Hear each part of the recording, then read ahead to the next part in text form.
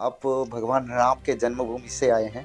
भगवान अवध जगन्नाथ। अवध अवध कहते हैं उसे। अवध। हाँ अवध से जगन्नाथ धाम आए हाँ, हैं। ये देखिए देखो, ये पर ब्रह्म का साधन है। पर ब्रह्म के साधन में जो भी उसका पर ब्रह्म का साधन होगा वो एक जगह रहकर, जैसे आजकल के जो नए नए हैं गुरु गट्टाल, कहते हैं मैं उज्जैन में इतने वर्षों से साधन करके आया हूँ, महाकाल का साधक हूँ, मैं कामाख्या का साधक हूँ, मैं कामाख्या नंदन और पता नहीं नाना प्रकार के, मैं तारापीठ में शमशान में पूजा करता आया हूँ, मैंने वहीं जपा। ऐसे नहीं मिलते हैं ब्रह्म। ब्रह्म जब हमारे इतने महापुरुष हुए ना, योगी यति वैरागी ये सब हुए ना, इन्होंने इस भारत में नाना प्रकार के तीर्थ हैं।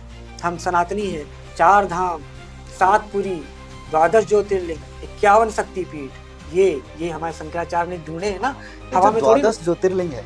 ये मान्यता है कि भगवान शिव ने आकर वहां जो पर आदि ज्योतिर्लिंग स्वयं प्रतिष्ठा हाँ, किए थे। हाँ, नहीं प्रतिष्ठा नहीं, अर्थात ज्योतिर्लिंग स्थापन। जहाँ पर उन ऋषियों ने साधन किया, तो वहां उनकी तपस्या से प्रसन्न होकर जहाँ प्रकट हुए भगवान, हाँ, वो ज्योतिर्लिंग वहां पर कहलाए। चंद्रदेव हाँ, ऐसे वो तो सोमनाथ है जहाँ सोमनाथ चंद्र। है। हाँ, तो हर एक ज्योतिर्लिंग की अलग अलग कथा है।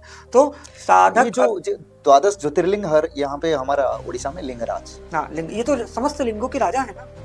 हाँ, ये ज्योतिर्लिंग में नहीं आया ना, ये तो लिंगराज है, अर्थात समस्त भारत की क्या पृथ्वी पर जितने भी लिंग हैं उन सबके राजा हैं। हाँ, क्यों? क्योंकि यहाँ हरि और हर दोनों एक हो गए, इसलिए लिंगराज कहलाए ना। और परब्रह्म अर्थात आद्या, आद्या अर्थात गुह्य काली यानी काम कला काली, उसे ही कामाख्या कहते हैं। उनका साधन एकमात्र सर्वप्रथम करने वाले हरि और हर ही, ब्रह्मा भी उनके साधन को नहीं प्राप्त कर पाए। उन्हीं का साधन करके हरि और हर देवता बने, एक महादेव बने हैं तो एक महा विष्णु बने हैं। हाँ, तो ये उस पर ब्रह्म का साधन है। और जो उस देवता, इस पर ब्रह्म के ब्रह्म का उपासक होगा, वो इन नाना पीठों पर जा कर तपस्या करेगा। तो हमने अपने जीवन में सारे तीर्थों में, सारे पीठों पर जप और तप करते हुए हैं। अभी भी हम महेंद्रगिरी है हमारा तीसरा राउंड था महेंद्रगिरी का।